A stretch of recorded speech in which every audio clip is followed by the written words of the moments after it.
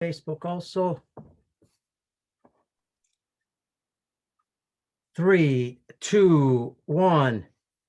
Hey, good morning, good afternoon, or good evening, wherever you're at in the U.S. and around the world. Thanks for joining us on Baseball Outside the Box. We really appreciate it, folks. And thanks for being here today. We are in over 100 countries. Thank you to all our listeners in the U.S. and around the world. It's all because of you, because you're sharing the show, and we really appreciate it. Special thanks to ESPN Honolulu. How many times have I said that and I still get it wrong? Honolulu. I got it this time. And I speak Italian, and let me tell you, the vowels are pretty similar.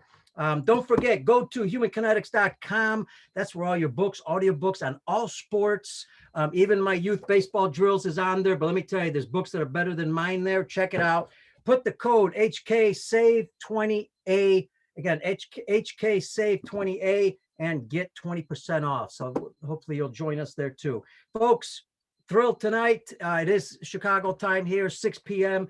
on March 5th, April 5th, 2021. I wish it was March 5th to give me another month to get going here.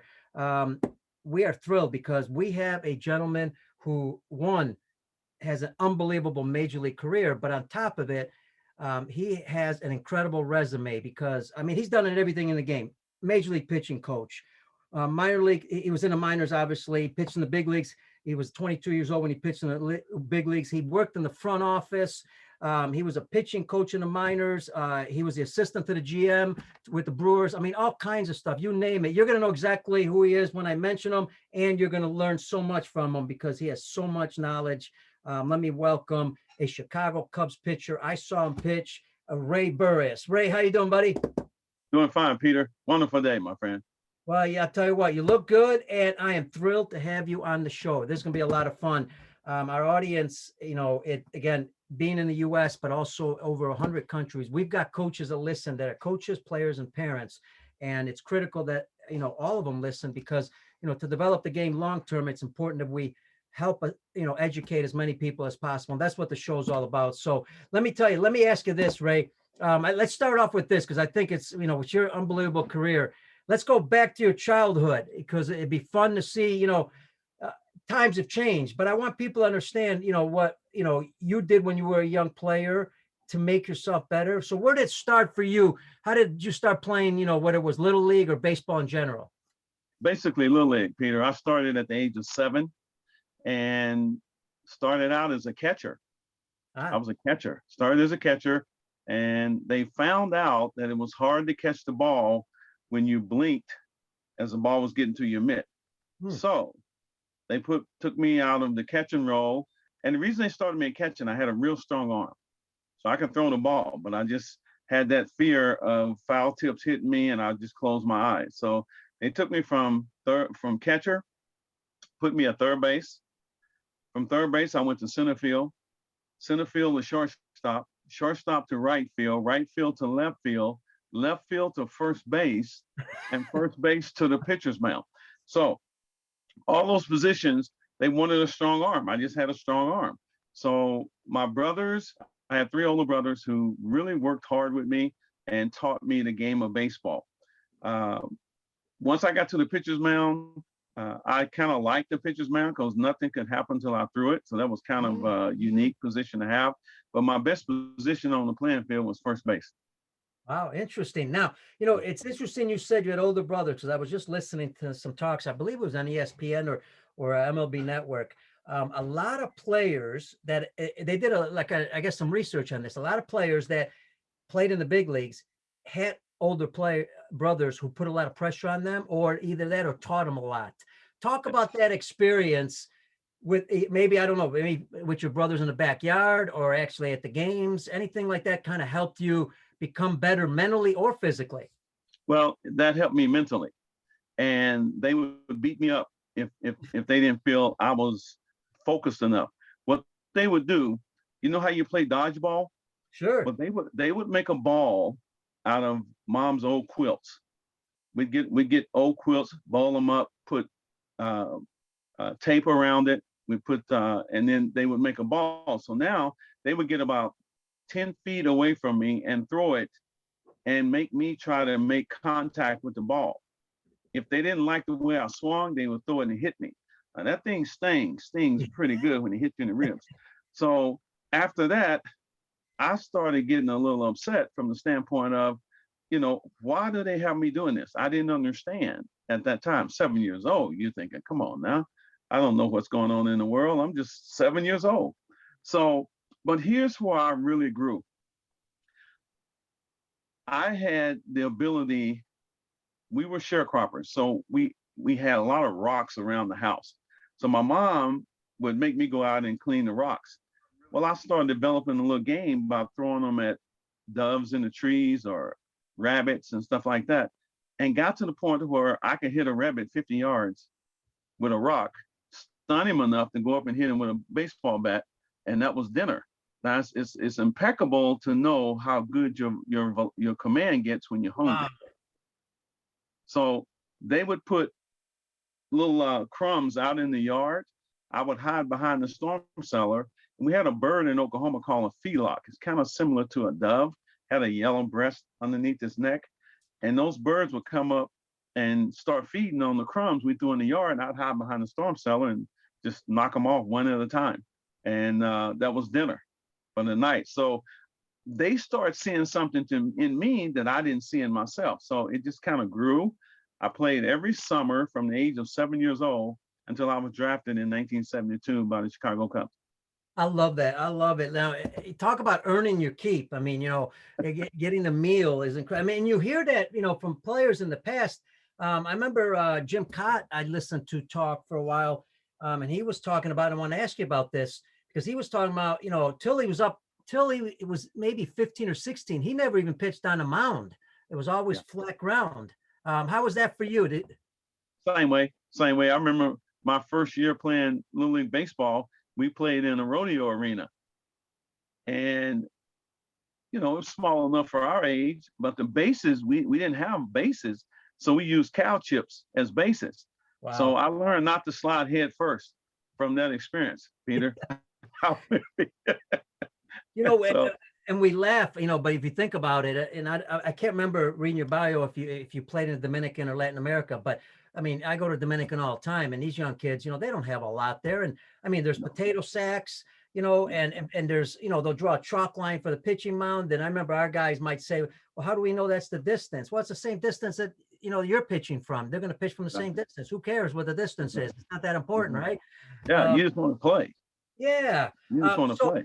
You got to believe that growing up in that atmosphere, brothers, the type of fields at times, I mean, that really had to develop your skills, like you said, mentally, but also physically. And you mentioned this, you play different positions. I also want to talk about that because, we want to pigeonhole young kids a lot of times too early in a position. But what about multi-sports and multi-positions? Were you a multi-sport athlete?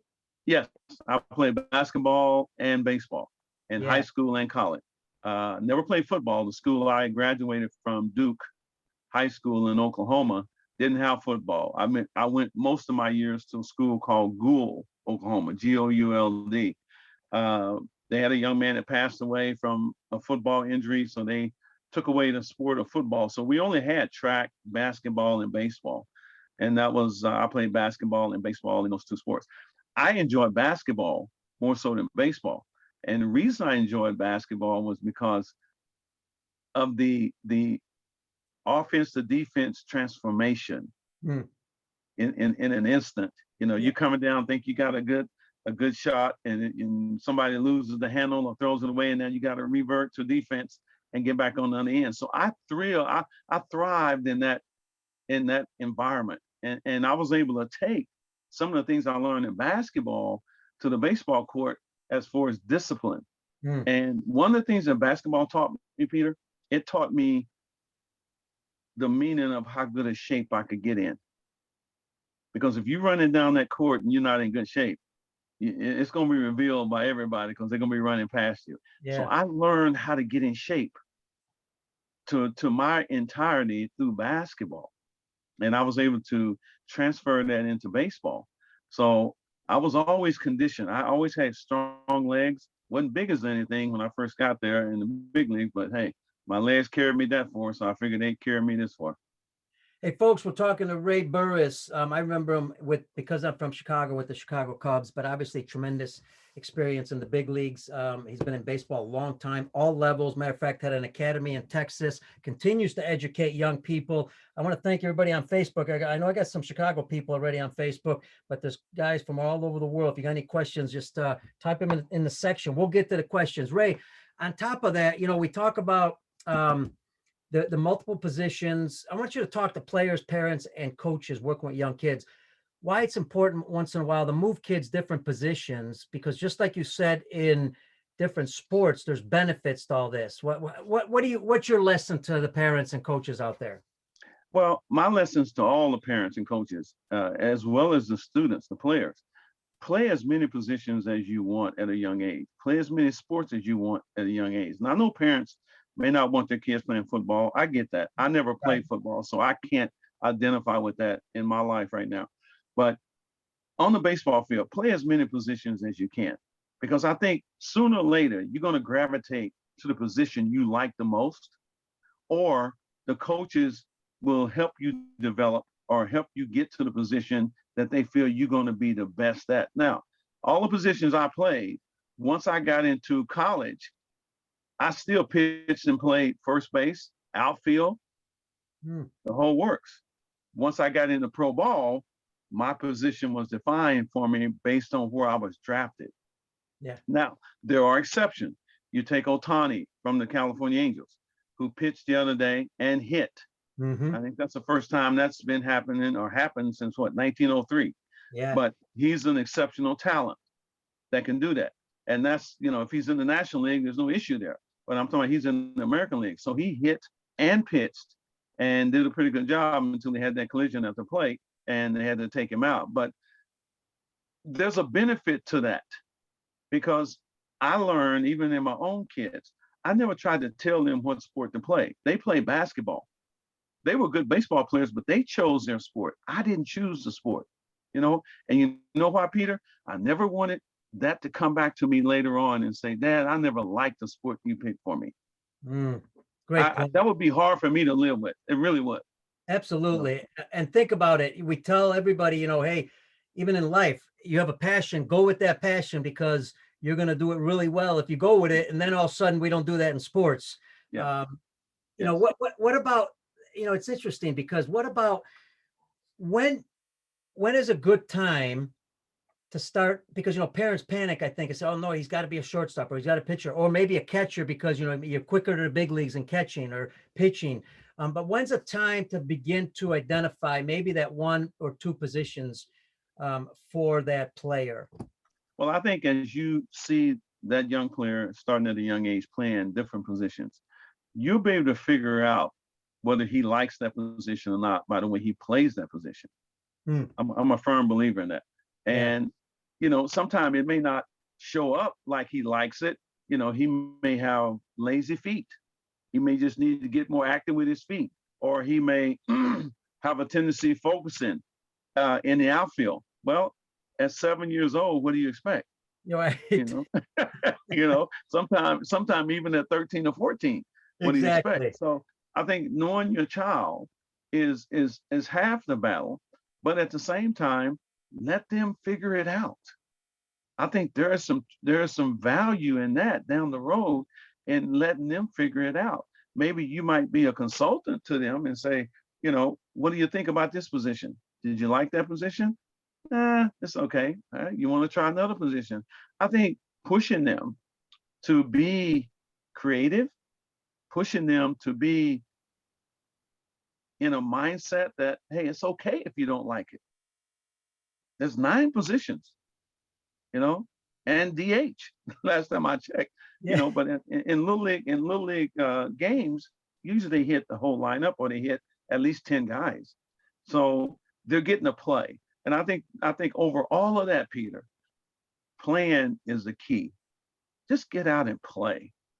And let's see where everything shakes out at the end of the day. Did you have fun? Yes. Hey, well, maybe we can do this again.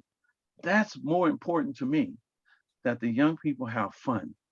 And we don't put so much pressure on them that we burn them out at a young age. Let's go back a little bit because, keyword, a lot of people do say, they say, hey, you got to have fun in playing baseball. But, the question would be, you have to ask yourself, when you were a kid, what did that fun look like? That What did fun, you, that, well, it looked like to me, fun for me was if I make a mistake, I just made a mistake.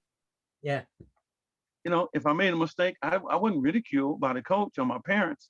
I wasn't ridiculed by grandma or grandpa. They even laughed about it and said, "Hey, that's all right. Keep going." There was positive reinforcement. It wasn't like if I made a mistake, I was making my parents look bad because everybody's looking at me as a parent because my kid made a mistake or lost the game. hmm That's going to happen. It's going to happen. We got, I think as a parent, and I'm talking from my own experiences, Peter, I can't speak for nobody else. hmm As a parent, when I went to see my kids play basketball, I wasn't sitting there burning up or fuming because they wasn't in baseball, following my path. That's their path. That's their direction they chose. Let them have fun doing it. And I never tried to coach them unless they asked. Great point. I never tried to coach them unless they asked. Now, I was at every game. I had a blueprint in my mind on what I saw, what they could do better. And I may make a suggestion by saying, what did you think about your performance tonight? And I'd give them a chance to give me their feedback because I want to hear what their assessment is. I want to hear what their opinion is on how they play. My oldest son was 6'6". I had twin boys, 6'5". Wow. So, so they like basketball. And I would just ask, hey, what do you think? What do you think about the game? And finally, by opening up that dialect, they started saying, hey, Dad, what did you see tonight that I could have done better? Hmm. I said, well, you tell me what you think you could have done better, because I wanted to hear what they had to say. Maybe they were thinking along the same lines as I was. And I didn't want to just harp on what they did bad. I harped on more what they did good. Yeah. If they wanted to harp on the bad things, that was fine. I may take the other road. But man, you did this good. You brought the ball up. You look for the open man. You made something happen. You ran the offense. You made guys get in their position if they were out of position. So I think that tells me that he has the mindset to know what his position curtails, know how to implement it, and the coach is showing confidence in giving him the ball as a point guard, and the other son was a shooting guard. Jamal was the oldest. He was a center, and he was aggressive in the center. And so that's how I try to approach my kids as a parent, is get information from them. Let them get it out. Because I think by them saying whatever emotions they have inside of them from the game, whether they lost, whether they played bad, I think giving them an avenue gave them therapy. Hmm. So now they've thought about it. Now they can say it.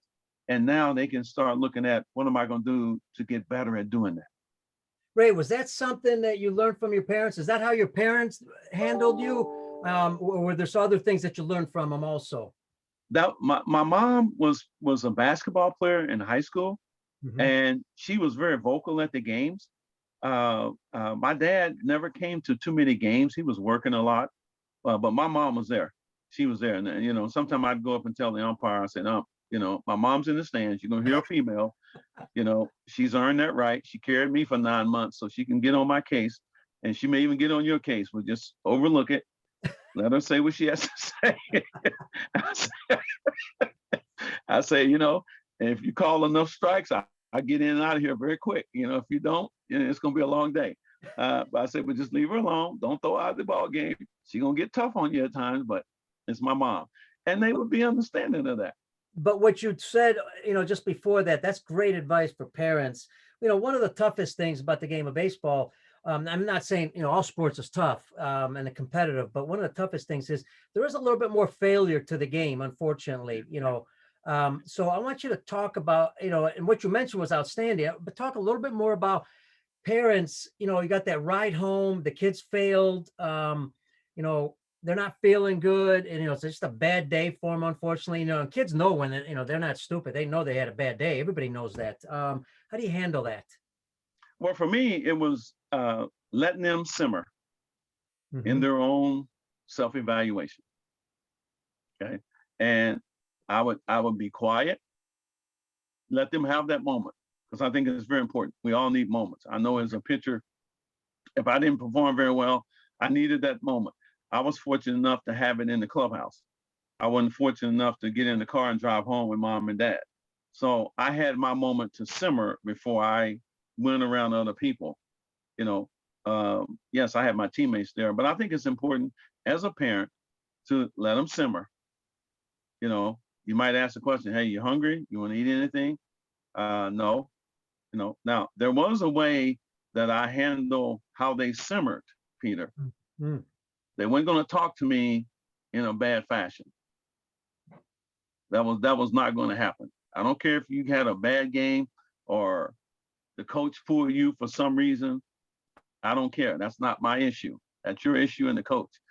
And I never tried to coach my kids, but you're not going to get in the car and treat me like a fool. That is not going to happen. And I think as a parent, I have to still be a parent, but still have the understanding that let them have their space. They need that space. Once it's all said and done, if they don't want to eat, that's fine. Get your stuff, go on up in the room, make sure you get your chores done. Let's go. Because that belly is going to start talking after a while and you're going to get hungry. Absolutely. And this kind of relates to what we're talking about. Bill Sandillo, a friend of mine, and we've got some great comments. We got people that obviously saw you in Chicago playing. Great stuff on Facebook. But he asked, what can we do at the Little League level to help volunteer dads and moms train kids better? I guess, and what would you implement in Little League? Maybe see some changes at the youth levels, not just Little League, at the youth levels in general. Well, I think some of the things that you do around the world where you have coaches clinics, I think parents that want to coach, learn how to coach, learn the game, learn how to make a lineup out, learn when to bunt. How do you give signs at third base? How do you talk to your players? I think it's no different than being a parent to me. Yeah. You have kids, you have grandpa, grandma, you have aunts and uncles, you have nephews, nieces. It's just learn how to talk to people and don't take things so personal. That's something I never tried to do, was take a bad performance or the team playing bad personal.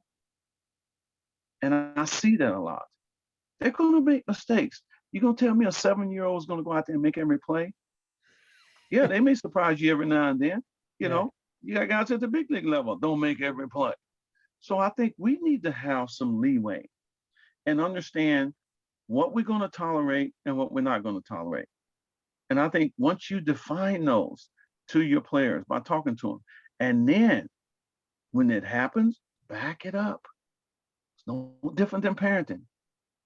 If they're going to throw their helmet, that's not okay. If you're going to come in and throw a cuss word out, that's not okay. Have a penalty for doing that. Yep. Okay. I even had a penalty when I coached 9-year-olds in Texas, Peter. If they treated their parents wrong, I took them out of the game. Yeah. Great point. You're not going to do that on my watch, because I know what your parents do for you. I know what your mom did to carry you for 9 or 10 months. You're not going to treat them like that around me. It's not going to happen. And another thing I taught them, yes, sir, no, sir. Yes, ma'am, no, ma'am. There's nothing wrong with that. I still say it. Yes, sir. No, sir. Excuse me, ma'am. Thank you, ma'am. I haven't had a heart attack yet, Peter. Yeah. Well, you know what? Those were all, and I got to tell you, God bless my parents. Those were all things that my parents taught me. If I was at somebody's house and I walked across the television, they're watching television, I had better say, excuse me, yes. or my dad would let me know afterwards. But I think you hit it on the button. It is parenting and it's life skills. And you mentioned coaches' education, because in the old days, we held a lot of coaching seminars for volunteer coaches, and the leagues would tell us, well, they really don't want it, this and that, and they're not going to come out. And then when we did it, they were all out there. Why? Because they love baseball. They want to get better as a coach. Yes. And that's all it is. It's offered. We're not trying to say you don't know nothing. Right. That's not what we're trying to say. What we're trying to say is that let's get everybody on the same page. Learn some things that maybe you don't know. That's okay. Because the last time I checked, when we woke up this morning, we all started on the same plateau. We didn't know everything. Right. And we still don't know everything. Exactly. So, you know, I'm just the type of person that I can swallow my pride and use my pride in the right direction by learning, even as a coach. And I don't care how old I get or live on this earth. I don't care how long I've been in the game. I still wake up every day. What can I learn today? How can I get better as a person today? And I think that's helped me stay in the game. You know, I'm starting my 49th year in professional baseball. Wow. Never would have thought it. Young skinny country boy from Oklahoma, Peter. Not bad. 49th year in the game of baseball. So, you know, I didn't do everything right, but I did a lot of things good. A lot of things good. And I know how to talk to people. I know how to communicate with people. I know how to teach. I know how to say it in the right way. And if I don't know how to say it in the right way, I don't say nothing at all. Yeah, sometimes it's better off keeping them quiet and just letting them do it and figure it out a little bit. And that's a skill in itself. Yeah, that's tough. A skill in itself. Yeah. You know, and last time I looked, it don't take skill to be coachable, to manage your time, to give effort, to be on time. Don't take skill. It takes a want to. Yeah. And everybody can do that. Yeah, and you know what? And God bless all our volunteer baseball coaches out there, moms and dads in the U.S., around the world. You know, I talk about it on the show all the time. It's the largest baseball group. It's not really organized, but it's a group. It's the largest. If you even add high school, college, and professional baseball, they don't even come close to the number of coaches that are at the volunteer level. They're so critical because that's the foundation of our sport. And we talk about it on the show. I want you to mention this a little bit. You know, our goal is to let coaches understand that the kid needs to, like you said, have fun, get better as a player, because as you get a little bit better, you feel good about yourself, and play the game long term, you know, not short term, not win now only. Address that. Well, it's the overall experience to me. I know what baseball has done for me in these 49 years, since age of 7 years of age to now. I know the value it's given me. It's given me the ability to know how to work with people. It's given me the ability to believe in people. It's given me the ability to trust people. And it's given me the ability to communicate with people. And that's what team sports give you. You gotta be able to communicate. You gotta be able to depend on people. As a pitcher, I depended on my defense. And I put the ball in play. I trusted them. As a pitcher, you know, I believed in my players. Whoever was in that lineup that day, I hope they believed in me that we was going to have a chance to win a ball game. And if everything came together, then we put ourselves in position to win. So those little common courtesies, I call them, are things that you use your everyday living, the discipline, the commitment, the conviction, the preparation, the application, the learning about who you are mentally as well as physically, because they both combine. You got to have both. And this game, like you said earlier, is 70% failure, but it's 95% mental. So you got, you know, I don't know any other profession on this planet where if you fail 70% of the time, you got a job. I don't know. Yeah. Maybe it is. But I don't know of any. I don't either. I don't either. And what's interesting, and I want to get to that because I'm going to ask you about when you play in the big leagues, when you did fail, how did you rebound within the next pitch or even the next game? But before we get to that, what I love is that you've coached at all levels. You coached the really young kids all the way to the big league guys. And an important area here is pitching, especially at the young level. So I wanted you to talk to the coaches about how important it is, arm care, pitching, what to look for, you know, possibly, you know, if a young man's, you know, because they don't know the difference between being hurt or sore, what to do, you know, talk about the critical aspect for young kids, the dangerous part of pitching for young kids. The dangerous part of pitching for young kids is trying to throw too hard incorrectly. And what I mean by that, Knowing how to throw the ball correctly is vital in cutting down injuries. Knowing how your body works going down a slope is vital to staying healthy. Number two, you're dealing with the growth of the bones in a young man's body when they're throwing the baseball. You should never have a young man throwing a breaking ball or curveball until they at least get 16, 17, 18. And that depends on the metabolism of the body, because the ossification of the bones are not complete until that age. And you got kids throwing breaking balls at 9, 10 years old incorrectly, you're going to put that arm in a stressful nature automatically. And it's not about strikeouts. It's about putting the ball in play early and often. And I see so many young amateur pitchers, all they look for is a strikeout. They get 2 strikes, they entertain the thought strikeout. Why not just throw a strike? And let's see what that pitch gives you. If it gives you a strikeout, so be it. If it doesn't, you got an out. That's the whole key to throwing the baseball, is to get the hitter out. Another thing, pitch counts. Kids are pitching too much. And when you're throwing too much incorrectly, you're really putting damage on that arm. I'm a firm believer in it, Peter. You know, I see it at the big league level too. It's all about velocity. You know, at the end of the day, you got to throw that ball on the strike zone. You got to throw it on the plate. If you can't get nobody out. Ray, what do you think the major flaw in the pitching delivery, the consistently for young kids would be that would create an injury? I know it could be more than one thing, but what's more obvious out there for most kids? From the elbow up. They're trying to throw the ball from the elbow up. Now, the last time I checked, you put a ball, where do you pick up the ball with, Peter? I'm gonna grill you here. You pick up a baseball. What body part do you pick a baseball up? Well, you got to bend down and you got to grip it with your hand. Yeah, so it's in your hand, which is held by what? Well, your arm. Your finger. You hold the ball with your fingers. Ah, gotcha. You don't hold it with your arm, because this is your whole arm, which is made up of wrist, the whole work. So you hold the ball with your fingers. So kids don't know how to throw the ball with their fingers by learning how to spin it. Spin it. I apply pressure right here on the meat part of my index finger and middle finger and spin it. It's just like popping your fingers.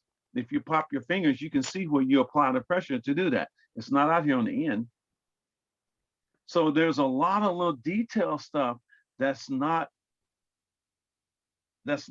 in a position where people understand, because they think I can throw the ball harder, getting arm speed as opposed to hand speed. Now, if you think about that, your arm weighs 1/16 of your body weight. How much does your hand weigh? Less than that. A lot less, yeah. A lot less. So I can get more hand speed than I can arm speed. Now, unfortunately, the fingers are attached to the hand, the hand's attached to the wrist attached to the forearm, and so all the way up to the deltoid, which is your shoulder muscle. So I get hand speed. I'm going to create speed when I understand how to store power in my body going down the slope through the lower half. You pitch with your lower half, just like hitting. You hit with your lower half.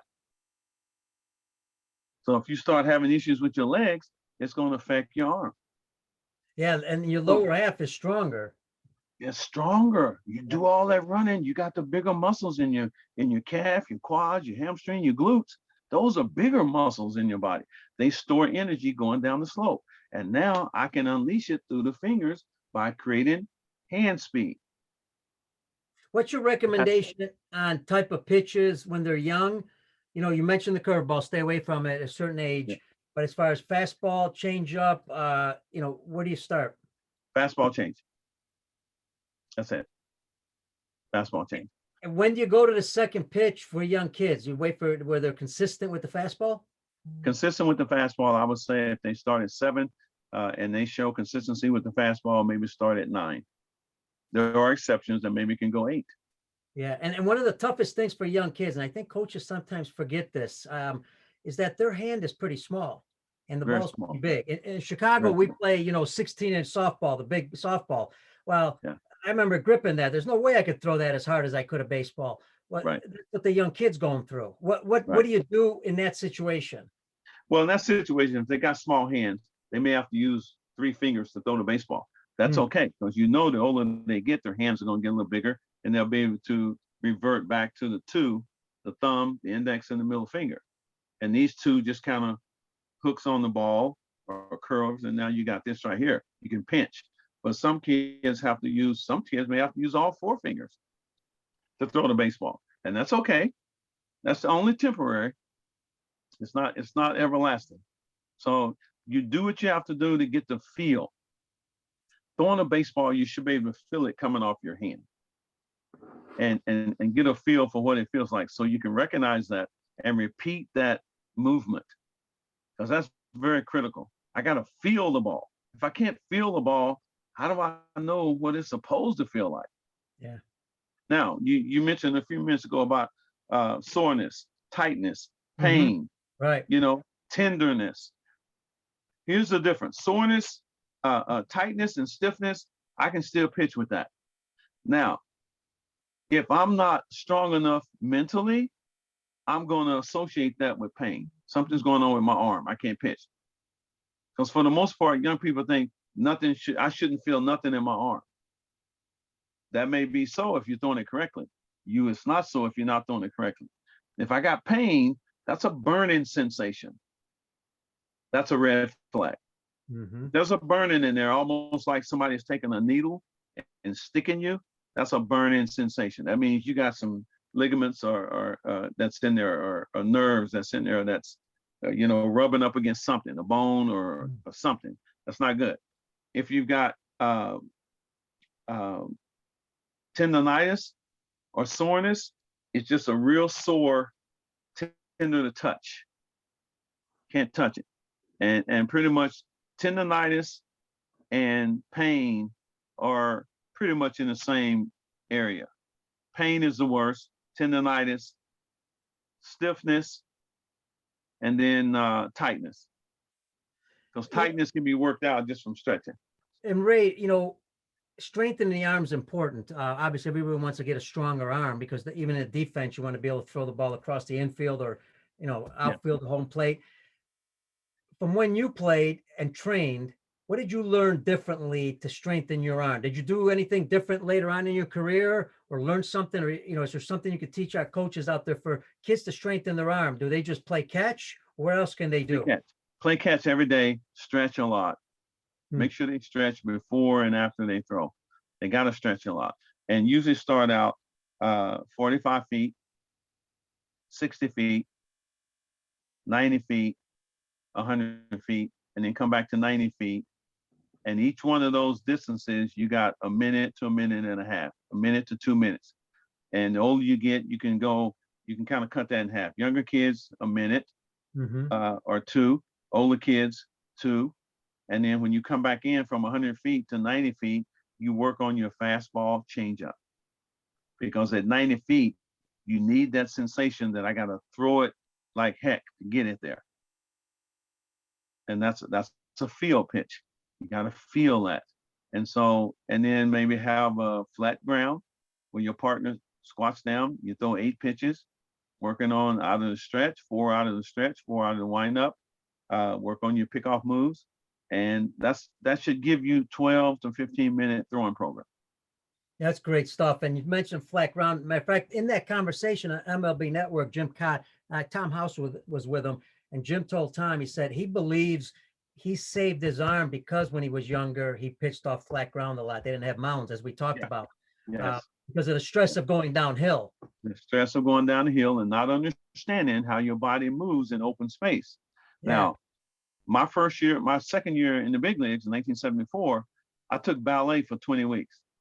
Oh, wow. Now, I'm 6'5", and of course I didn't weigh what I weigh now then, but I wanted to learn how my body works. And I got that from Calvin Murphy, who played at Niagara. And he used to do baton twirling during the off season. And so I had a friend of mine that knew a teacher that taught ballet. He said, you ought to take ballet. I said, I ain't taking ballet. What are you talking about? I don't need to take ballet for.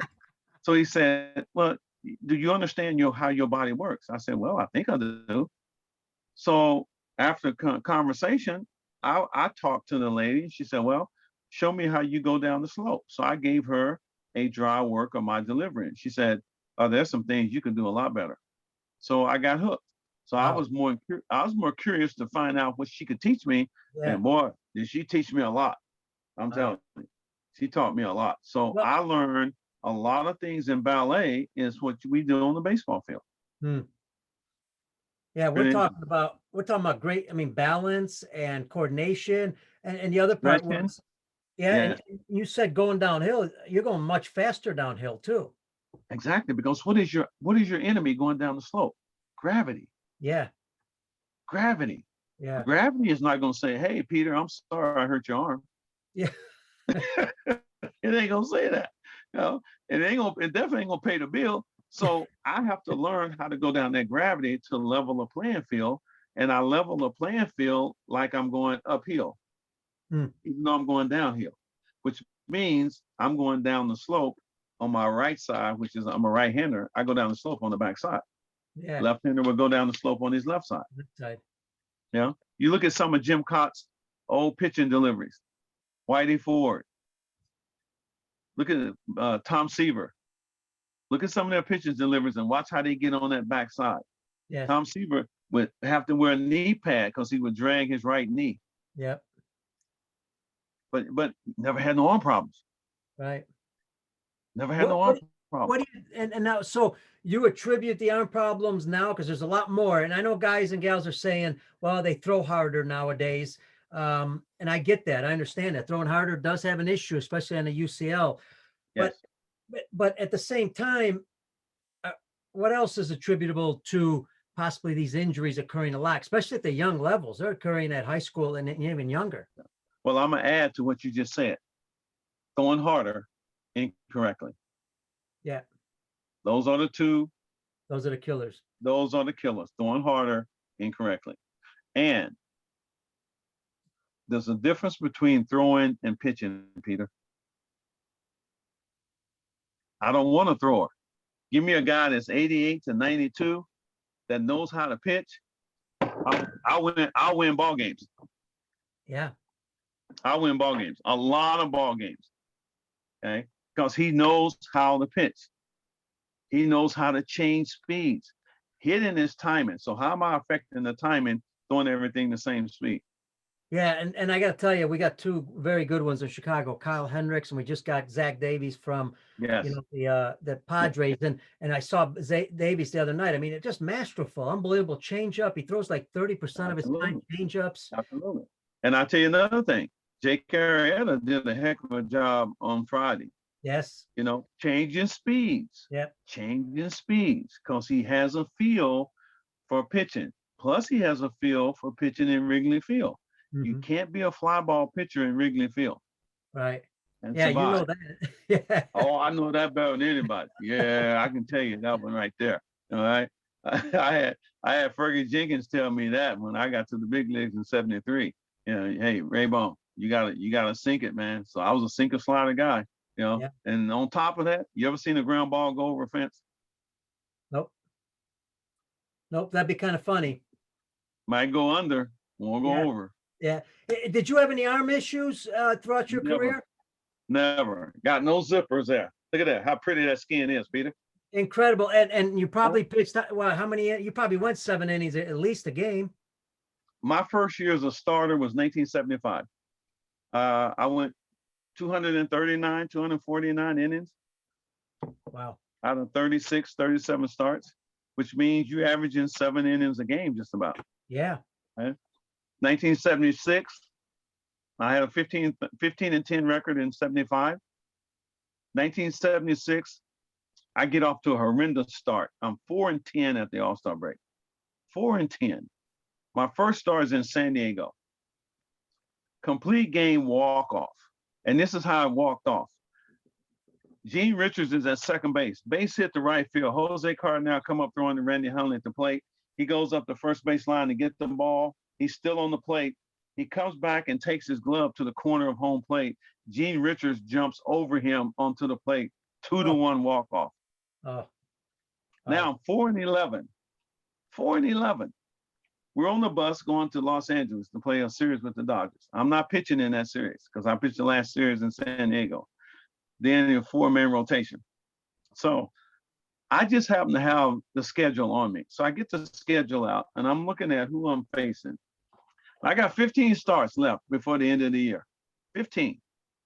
And 2 of those starts was against the Cincinnati Reds, who eventually won the World Series that year for the second time, right? So I go into the month, I start reeling off how many wins I can get. So when I told them up, I said, okay, I got to go 11-2-2 to finish with 15 wins. 11-2-2.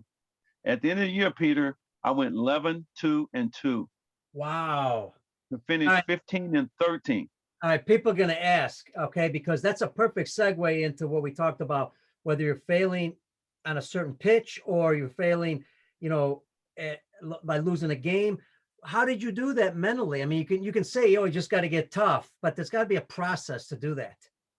Mentally, this is what I did. I changed one pitch in my sequence from the first half. I start throwing a backdoor slider and taking something off of it.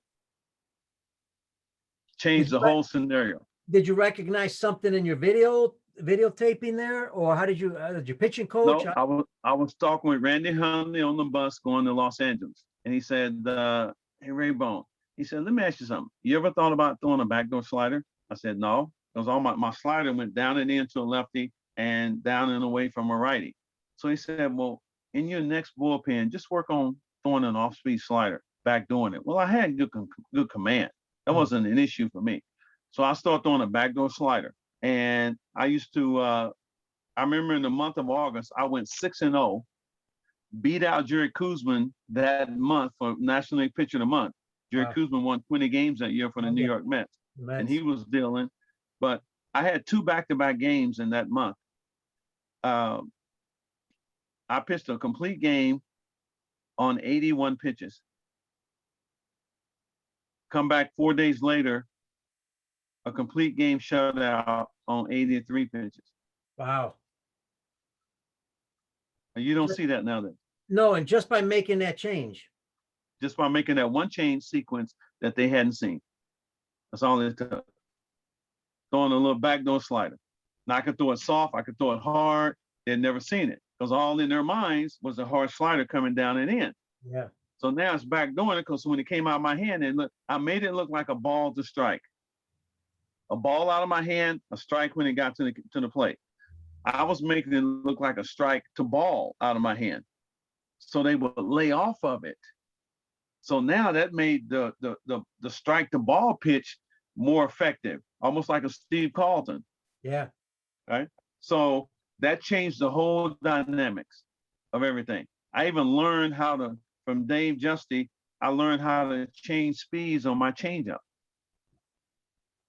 Wow. So your changeup had several different speeds. At several different speeds, just like Tom Glavine. How did you accomplish that? How did you do that? It's just the feel in my hand. What did I like? If I threw a changeup, I put it in the base of my fingers. So I think fastball with the base of my fingers. If I want it slower, I think fastball with the palm of my hand. That takes more speed off of it. If I wanted it a little harder, I throw it with right here these lines on the second set of lines on my fingers.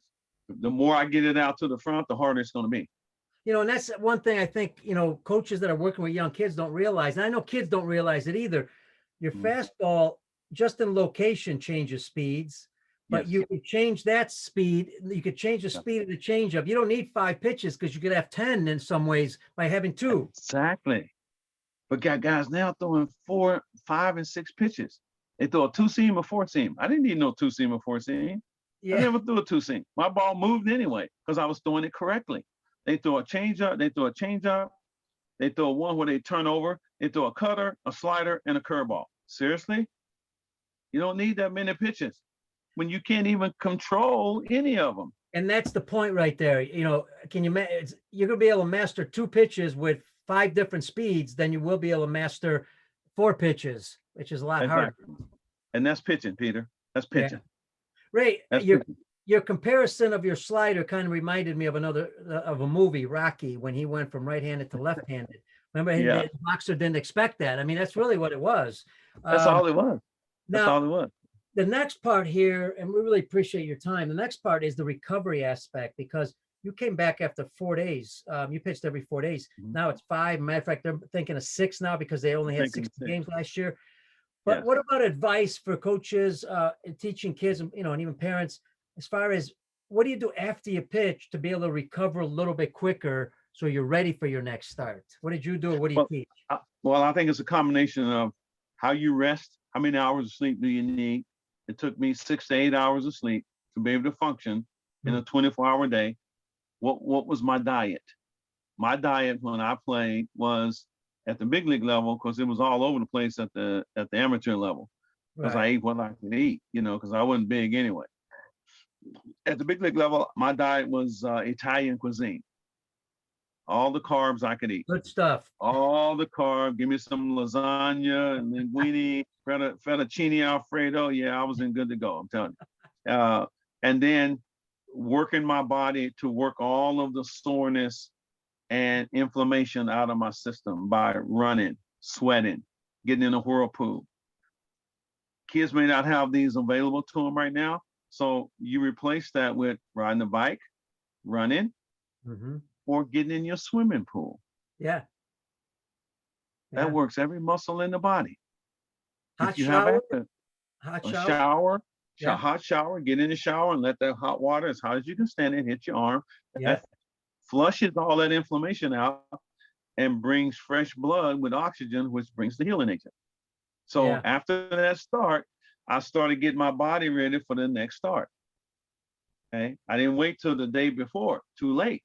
I got to work my body to get it ready, And so if that was a good game, I elaborate on the things that I did to continue to do those in my next game. It was some things I didn't do. I made sure I did them in the next game. For me, I learned pitching inside was big for me. If I didn't pitch inside, I didn't have a chance. Not at the big league level. Yeah. Guys don't know how to pitch inside because it's not being taught. It's not being taught. You got to pitch inside. Both sides of the plate is mine. The hitter's got to decide which one he's going to try to take advantage of. But I'm going to use both sides of the plate. And they were just talking about that tonight too, about, guys are wearing all this arm gear and they're kind of hanging over and they're not as afraid of, that inside pitch, and pitchers aren't thrown inside. And then all of a sudden you hit somebody and they get mad because you hit them. Well, you didn't necessarily hit them on purpose. You hit them because you're trying to pitch inside. Exactly. And maybe the ball moved. Maybe it did get away. But at the same time, here's what you don't want to do. Let's just say you're pitching, Peter, and you give up back to back to back to back home runs. What would you do to the next hitter? Well, in the big leagues, they say hit the next guy, I guess. But, I didn't pitch. Too late. It's too late by then. Now you put another guy on. You didn't give enough back to back to back to back. Too late. Eat your poison and go home. Yeah, that's a good point. Eat your poison and go home. Yeah. It's too late. If you've been pitching inside from the first hitter to the last hitter you faced, maybe that wouldn't have happened. If you are pitching, if you can locate. But you can't, I mean, you look at most home runs that are hitting the big leagues today, they're mistakes. Pitchers are throwing home runs. Hitters are not hitting them. Pitchers are throwing home runs. If I made a mistake, Mike Smith would get me. If I made a mistake, Willie McCovey would chastise me. If I made a mistake, Johnny Bench would get me. George Foster, Ted Simmons, they get me if I made a mistake. But at the same time, Peter, here's the difference. I knew I made a mistake. So why am I going to get mad at the hitter? Yeah. That's what he's supposed to do. Right. I'm going to get mad at myself. Okay? And tell myself, I ain't going to make a mistake on him next time. I made up the difference. But guys today think that nobody should hit them because they're just out there throwing as hard as they can. Yep. Them hitters don't care nothing about you throwing 100 miles an hour if that stuff is straight. Yeah. You providing the power for them. They just got to get the barrel of the bat there. Yeah, and the more they keep seeing it, the more they're going to adjust a lot easier to it. They're going to adjust because you got so much technology nowadays. Yes. They can look at it. We didn't have technology back in my day. But that brings up a point now because, okay, now all of a sudden we're in a new style of a game in some ways. And international ball, we fall into this a little bit. In international baseball, everybody in different countries plays by different rules in some ways, right? I mean, they don't just follow what we do in the US. It's a different culture. And I remember in Cuba or Dominica playing the Cubans, a lot of times the ball's not coming, they would fake a tag, right? Well, if you did that in the big leagues, you're going to get hit. But that's how they played there. So my question to this is, now they're starting to celebrate a little bit more and guys are getting upset. What's going to happen? Are we going to have to moderate it a little bit or make some rules, because it's going to keep escalating? And all of a sudden you're seeing pitchers throw their hats up in the air when they got a guy out. We saw that with the Dodgers. We saw a lot of bat flips, and I get the excitement part. And people saying let them be kids. I get that, but it can get out of control also. What would you recommend? Well, I don't think it's anything you can recommend. I think it's the hearts that are playing the game. I think what has been allowed to happen, it's not just going to stop overnight. Right. And there's no punishment that you put it, let the players figure it out. That's my understanding of that. You wouldn't have MLB or the Players Association kind of work that out? No. Right now as a pitcher, if I make a pickoff move to a base, I got to step off first. Seriously? Yeah. I got to step off first. I'm not a fan left-hander. of that. Yeah. Left-hander got to step off and throw the ball. I mean, if you think about it, ever since 1968, they've changed situations to make it tough on pitchers. When Bob Gibson had that extraordinary year in 1968, they lowered the mound. Right. When Burt Blyleven would have his hands like this, right, with a man on first, and he'd just bring his hands together, the base runners are complaining that they couldn't see when his hands were coming together. Right. So they changed that. Yeah, well, it should be the opposite. If you want more stealing, well, then teach guys how to take better leadoffs or read pitchers or do certain things. I mean, you can see his arms coming together.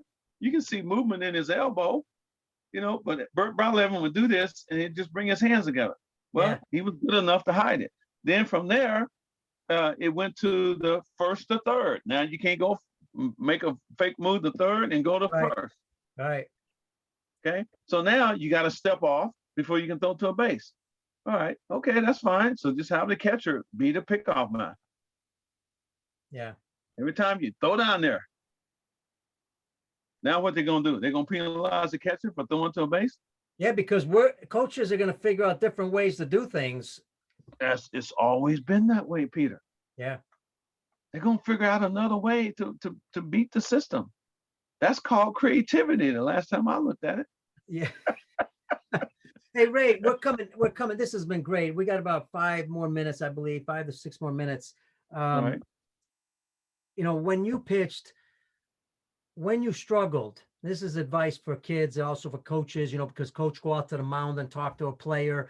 When you struggled with certain locations or whatever it may be, how did you get out of it? Or what did you do to try to get out of it? I got my mind right by having a short memory. I thought about the things I didn't do that could have gave me success, and then that was it. But I also had the understanding that I'm human. Okay, if I have a bad game, then I'm gonna try to come back and have 5 or 6 good games, because all of a sudden they didn't forget about the bad game. Yeah, they're looking at the 5 or 6 good games. And if I have another bad game, reel off another 5 or 6 good games. So that's I think understanding that human nature sometimes, Peter, we have a tendency to think that everything should go the way we want them to go. Right. But unfortunately, there's another person on the other side who's trying to do the same thing you're doing, and that's be successful. Yeah. So I think preparation and competing, and that was the one thing that drove me every day, putting that uniform on and going out there and competing against the best of the best. It didn't get no better than that, Peter. And then to walk away with a W for my team, And then on top of that, to have that W next to my name, oh, food went down good, sleep was good, everything was good. I'm telling you. And Ain't that's getting what's better great. than that. And that's what's great about the game. There's always the next day. Baseball. Yes. Yes. You play a 162 game schedule. It's not like football, where you got a whole week to wallow in your self-pity, but you got to get ready for that next game. Whether it's Thursday or Sunday or Monday, you got to get ready. Then you have the bye week. Well, our bye week was off days. And even on the off day, I did my own advanced scouting. And what I would do is that I'd get the box scores, had a notebook, I'd put the box scores of that team I'm facing next every day. Circle who's hot, who's not, who's going to beat me, who's not. Okay. And I had a game plan going in, who's coming off the bench if they're behind. What has he been doing? How many times has he pinch hit in the last 4 or 5 days? Then I have an idea who they're going to go to in that situation and how I'm going to pitch him. Another thing, which isn't talked about, I would turn around and position my players defensively from the mound. According to the pitch you're going to throw? According to the pitch I'm going to throw, or according to the hitter. If Bill Matlock was playing in, I'd say, hey, Bunsey, move back. I got him. I want him to bunt. And I would say it loud enough where the hitter can hear me. I want him to bunt. He's going to get to find out what kind of athlete I am today. And some, the ego gets inflated and they're going to show me that they can bunt on me. Well, they did. But they showed that they made a right turn back to the dugout. That's preparation. When it comes to preparation, what did you do to prepare yourself? Which I love what you talked about as far as the lineup. Now, when you got on the field before you pitched in the game, how did you prepare yourself there? I would go out sometime and shag to get my body adjusted to the heat. I go because I perspired a lot. I mean, Peter, I would lose anywhere from 12 to 15 pounds a game. Wow. Yeah. That's why you ate all that pasta. Doggone right, my friend. I knew where to go. And then we had these big yellow salt tablets. They look like horse tablets. Yeah, we would take. I never caught a cramp because they'd have them on the table in the clubhouse. We take that one big salt tablet, good to go. Never got any cramps. But for me, the day I pitched was no different than any other day. I would go out, get a feel for the heat, let my body get a feel for the heat, go in, do my hitting on the field, go out, maybe talk a little bit, and then go in, get myself ready, go in and get my stretch from the trainer, go out, run some sprints, get my body heated up again, do my stretching, and I would never play flat ground. Once I got my body heated up and sweating going, I go right to the mound. 40, 45 pitches, I'm ready to throw. No long toss, anything? No. You take guys today, they'll throw 45 pitches of flat ground, right? A long toss, whatever they call it. I took them one day. Then they get on the mound, they throw another 45 pitches. That's 90 throws. Then you get on the pitcher's mound and you got 8 warm-up throws. So you've thrown 98 to 100 pitches before you face the first hitter. Well, you're not going to get to the 7th inning. And you're throwing the ball incorrectly. You're not going to get to the 7th inning. And that's a great point because we're seeing guys go 4.5, 5 innings, max. Because the pitch count. Yeah. Pitch count. We forget the bullpen prior to that, or everything you do prior to that. All that counts. Exactly. Sure, it counts. What I would do, I would throw a bullpen the first half. After the All-Star break, I never threw a bullpen. I did what you call mental imaging. I played my delivery over in my mind. When? Before the game? Every day. Every day. When you pitched, did you hear a lot of players doing that? Because I didn't know in those days. I don't think a lot of players did that. Where did you get that from? I got that from just Milt Pappas. Milt Pappas. I remember Milt. Yeah. But never he wouldn't throw a bullpens in between starts. I said, what are you doing? He said, well, I'm just playing it over in my mind. Wow. Love it. So I tried it, worked out good. I guess, and most of my years, Peter, I had strong second halves. And maybe that was because of it. Yeah. Those are great points. And I think it's great because this could really help a lot of, young coaches working with kids, especially because sometimes even the young kids are pitching, throwing too much before they pitch in a game. Too much. Yeah. Just do a dry work. Yeah. Just get on the mound and go down the slope doing a dry delivery. Go through the whole delivery and then focus on what you're feeling on your body. Because the thing that I could do, Peter, I could coach myself. I didn't need the pitching coach coming out to the mound and tell me why I'm not throwing strikes. Right. In fact, it's funny. Now that I say that, I did have a pitching coach in Wrigley Field, true story, came out to the mound and told me that the manager told him to tell me that I'm throwing too many strikes. How about that? You ever heard that? No. I'm throwing too many strikes, Peter. Yeah. I told him, I said, well, you can take me out if you want to, but I'm going to continue throwing strikes. Yeah. Because, my defense, I'm trying to get them back in the dugout. Yeah. Came out and told me I'm throwing too many strikes. I'm like, oh, I thought I'd heard it all. That's hilarious. What was your communication with your players? Because, you trusted your defense, but when they messed up a couple of times, what'd you do to kind of, communicate to them? I turn around and tell them, hey, get ready. I'm going to make him hit you and hit another one to you. Come on, get ready. I believe in you. Yeah. I was a big component of confidence. I believed in who was playing behind me, and I wanted to show them that. I wanted to make them feel like they were gold glovers, every one of them, And I had some good players behind me during my career, Don Kessinger, Ivan De Jesus, David Rosello, Mick Kelleher, Manny Trio, Chris Spire, Ozzie Smith, Carney Lansford. I had some Joe Morgan. I had some good players behind me. So they knew I was going to throw strikes, and they knew I was going to put the ball in play early and often. So they were always ready to make plays. Always ready to make plays. So, Ray, did you pitch the strength or weakness of the hitter? How did you identify? Both, depending on the situation. And I would pitch the weaknesses probably more than strength. When the base is loaded, I got a 3-2 count. He's a low ball hitter. I'm a sinker slider guy. You're going to have to hit the low ball. I ain't walking him. Yeah. I figure I got a 50-50 chance he's going to hit it at somebody. Yeah. But walking him, I got no defense against a walk. So hopefully I didn't get to a 3-2 count. But if I did, I'm coming down Broadway with my good stuff. Love it. That was the way I went about my business. Peter, I tried to keep it simple.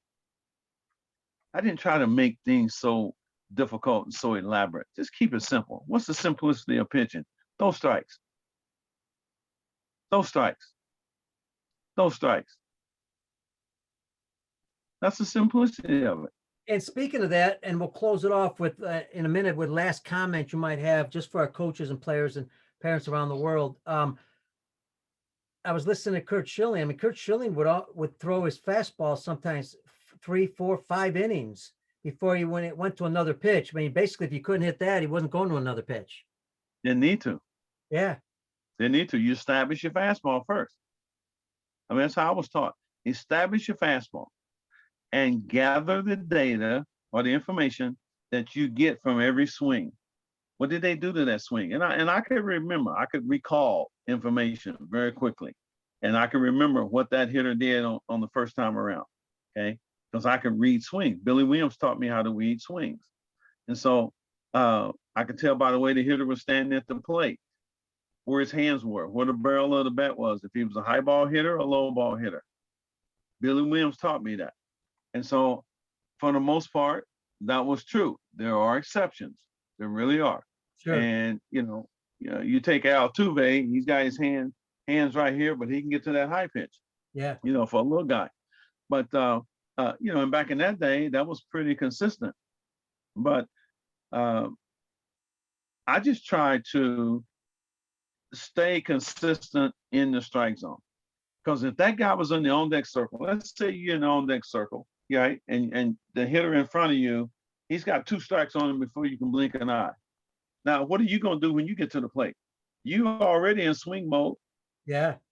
I done put you in swing mode in the on deck circle. Yeah. In the dugout. Yeah. Because everybody's come up before you, they got 2 strikes on them. Right. So you better come out there hacking. So that plays to my benefit. I'll throw a little BP fastball, you roll over it, and you call me everything but child of God running down the first base. You know, that's pitching. That's pitching. I knew what I threw you the first time up. I knew what I got you out on the first time up, right? I'm going to go it again. Now, when you get guys in second base or in scoring position, then you start breaking out all your pitches. You know, you said you read the swings as a pitcher. Boy, I got to concentrate on my location to be able to hit that spot. But at the same time, the pitch or the ball, wherever it goes, foul ball up or foul ball to the right or wherever it may go, that tells you what type of swing he had. That tells me he's late. Yeah. If it goes straight back, from my perception on the mound, a lot of pitchers read that as he's on timing. No, it ain't. He's late.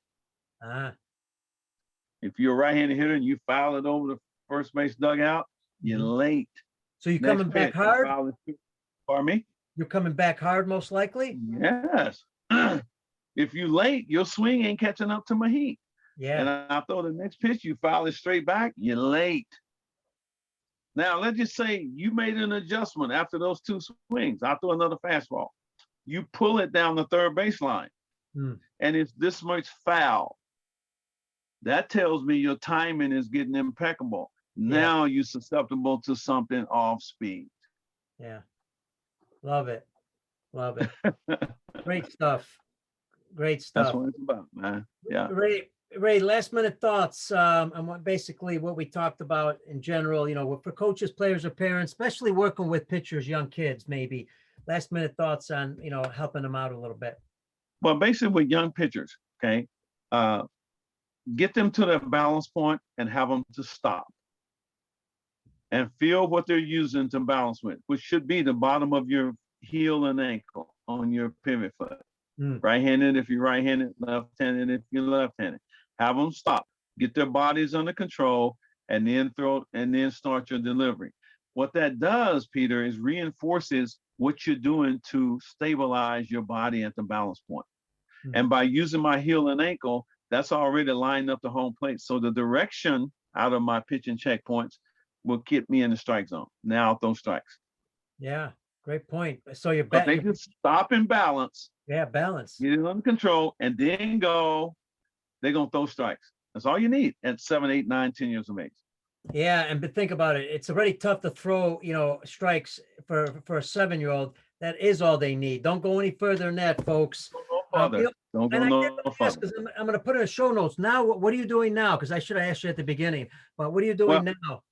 What I'm doing now is I'm doing promotions and camps around the country.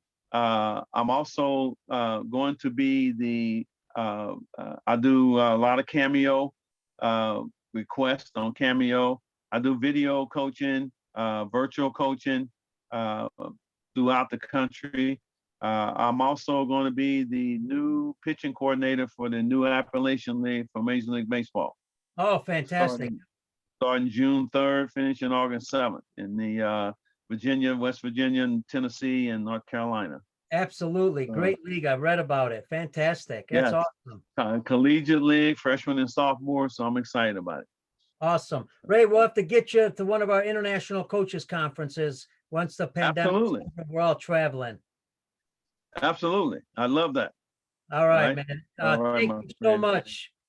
Thank you, Peter. I appreciate you all. Hey, continued success. Stay safe and take care of yourself, my friend. Likewise. Hey, that was fantastic. Ray Burris. Gotta love it, folks. Special thanks to Ray for joining us longer than I wanted to take him, but he just got some great stuff. I loved it. And special thanks to Brian Crock, our producer with the Lineup Media Group. Special thanks to everybody in the U.S. and around the world for joining us. Remember, go to baseballoutsidethebox.com for the audio. Go to YouTube, Peter Caliendo, for the video part of it. And do us a favor, subscribe. And that way you'll get the free updates. And another favor, let everybody know in the U.S. around the world about the show. You can do that through social media, emails, let them know, so that way we can continue to educate everybody as best we can. That is what we love to do. That's our passion. So folks, stay healthy, stay safe. God bless y'all. And we'll see you on the next show.